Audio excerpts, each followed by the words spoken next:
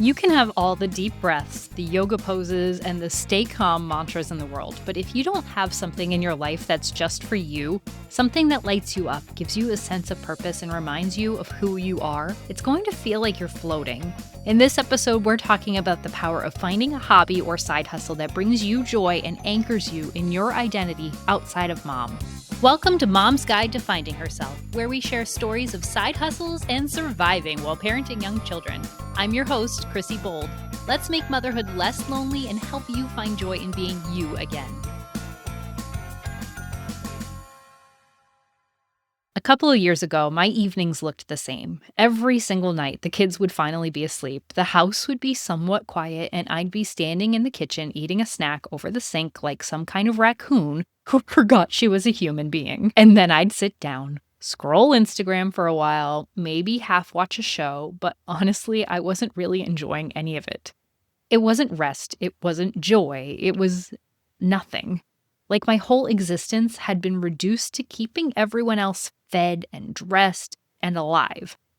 But I couldn't remember the last time I did something that made me feel alive. I wasn't unhappy exactly, but I felt flat. I had my coping tools. I could take deep breaths when my toddler lost it at the library. I could calm myself after a stressful day. But in between those moments, I felt like I was just existing.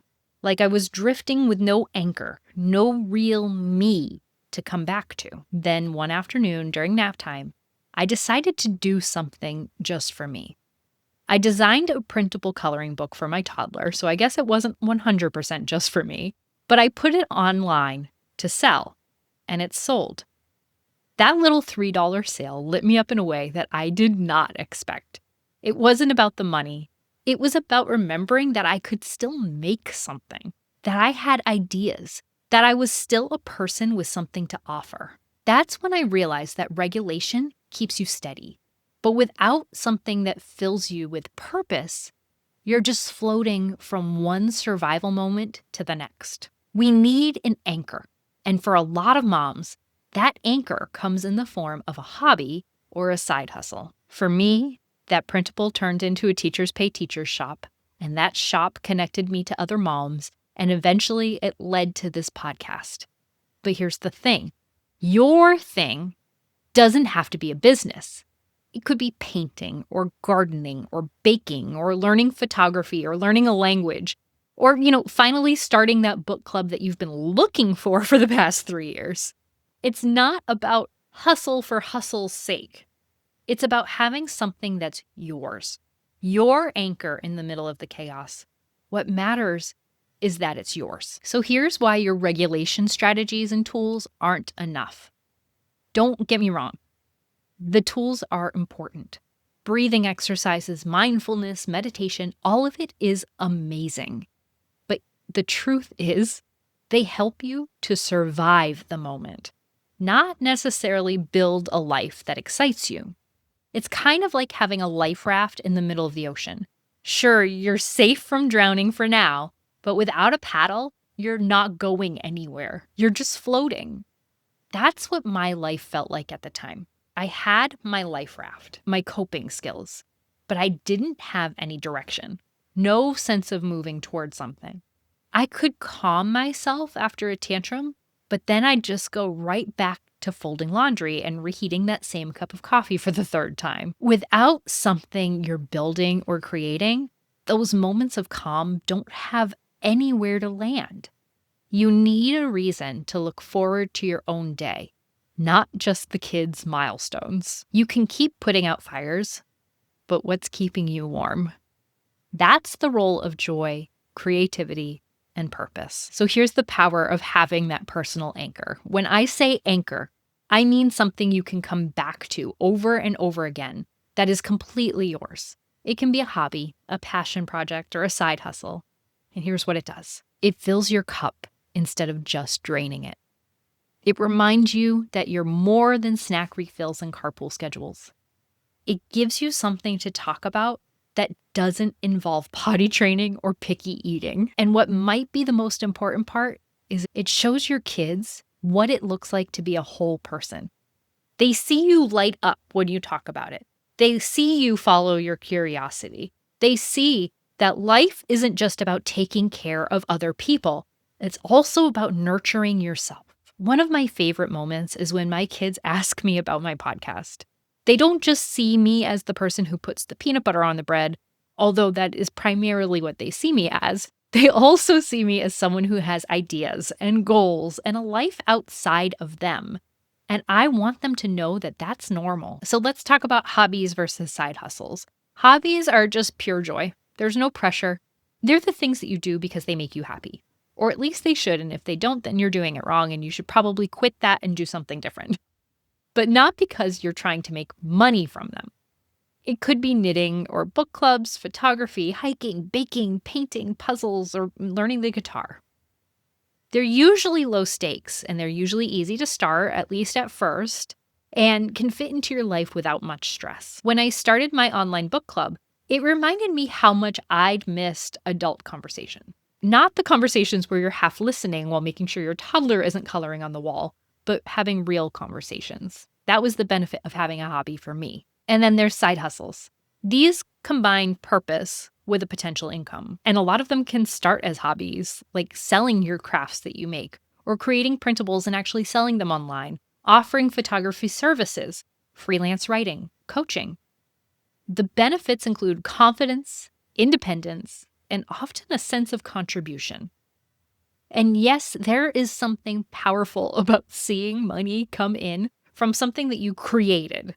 That little Etsy sale that I made, it wasn't life-changing money, it was $3, but it was life-changing for my confidence. If you're listening to this and thinking, okay, I want that spark, but I have no idea where to start, this is exactly why I created the Naptime Business Coach GPT. It's a custom AI tool that I personally trained, so it's kind of like having me in your pocket 24/7. You can use it to brainstorm a business idea that actually excites you, make sure it fits into your real life right now, and create a plan you can start working on in as little as 15 minutes a day. It's perfect for those moments when the kids are napping or watching a show or playing independently and you want to make progress instead of just scrolling. Whether you're starting from scratch or you've had an idea swirling around in your head for months, the Naptime Business Coach GPT walks you through it step by step without the overwhelm. And if you're someone who wants a real person to talk things out with, you can apply for my one-on-one business coaching. That's where I work side by side to refine your idea, map out your strategy, and keep you moving forward. You can try Naptime Business Coach GPT or apply for one-on-one coaching today at mamaidentityproject.com. So how do you find your thing? Here's where you start. Look back. Think about the things that lit you up before kids. Doesn't necessarily mean that they're going to be the same anymore, but it's a place to start. It doesn't have to be the exact same activity. Adapt it for your current season. For example, if you loved going to pottery classes before, maybe now you start with air dry clay at your kitchen table after bedtime. Think about the skills that you've built in other parts of your life, like jobs, volunteer work, or honestly, even motherhood. There are so many skills that we are learning right now that you could apply to something new. Follow your curiosity. Pay attention to what catches your interest in small ways. What kinds of videos stop your scroll? What podcasts do you listen to even when the kids aren't in the car? If you keep Googling how to make sourdough or the best budget camera for beginners, that's a clue that this might be an avenue for you to go down. Follow that little spark. You don't have to have a business plan or a perfect strategy yet. And then the next one, always my favorite, start small.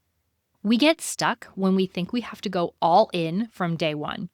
Give yourself permission to just dip your toe in. One way you might do this is by committing 15 minutes of watercolor painting twice a week or one walk alone each weekend. Or you could use nap time, a short stretch after bedtime, or maybe those 10 minutes when the kids are happily playing together before the inevitable "Mom!" Use those moments to get started. Test and tweak. You are allowed to try something and then decide it's not for you. Think of it like trying on jeans. Sometimes you've got to try a few pairs before you find the right fit. If something feels like a chore after a little while, swap it out for something else, move on, and then stay open. A hobby could evolve into a side hustle later, or it might stay a hobby forever. Both are equally valid. You're not failing if you don't monetize your passion. The point is to have something that's yours, not to turn everything into productivity. So let's bust some of these but what ifs or I can't do this because. We've been told that a good mom sacrifices everything for her kids. But the truth we know is when you sacrifice yourself, everyone loses. Your kids benefit from seeing you happy, fulfilled, and excited about something in your own life. Your joy teaches them joy. Your courage teaches them courage. Your hobbies and passions teach them that it's okay to have interests outside of work and family. But guilt isn't the only thing that can get in the way. Let's talk about a few more of those roadblocks and how to navigate them. A big one is time. The number one thing I hear is, I don't have time. You don't have to find a magical 2-hour block every week. Start by pairing your thing with an existing routine. Listen to a podcast while you clean.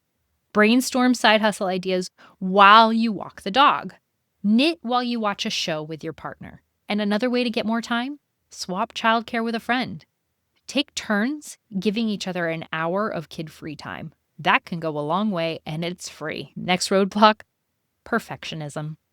You don't have to be amazing at it for it to count. This is about enjoyment and not achievement. If you love gardening but half of your plants don't make it, who cares? If it makes you happy to try, it's worth it. This next one is a big thief. Comparison. This is your thing, not Instagram's. The point isn't to be the best in the world. It's to feel like yourself again. Don't let someone else's polished highlight reel make you think you're doing it wrong. This one's a killer. Self-doubt. You might think, who am I to start a podcast? I know I did, and I still do. Or why would anyone care about my Etsy shop? Remember, every expert was a beginner once, and every successful business or hobby started with a first try. And then finally, the thing that we're afraid of, overcommitment. It's easy to get excited and sign up for everything at once. Protect your energy. Pick one thing to start with and give yourself space to grow into it. When you recognize those roadblocks for what they are, they lose some of their power, and you can take one step, just one, towards something that feels like you. Wrap your head around this truth. My worth is not based solely on how I care for others. I am allowed to have things that are mine. When you find a hobby or a side hustle that lights you up, you're not stepping away from your kids. You're stepping into a fuller version of yourself, and that benefits everyone. If this episode gave you a little nudge to start exploring what lights you up, share it with a friend.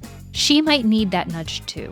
Every time you share, follow, or leave a review, it helps other moms find this space. And remember, they're more than just mom.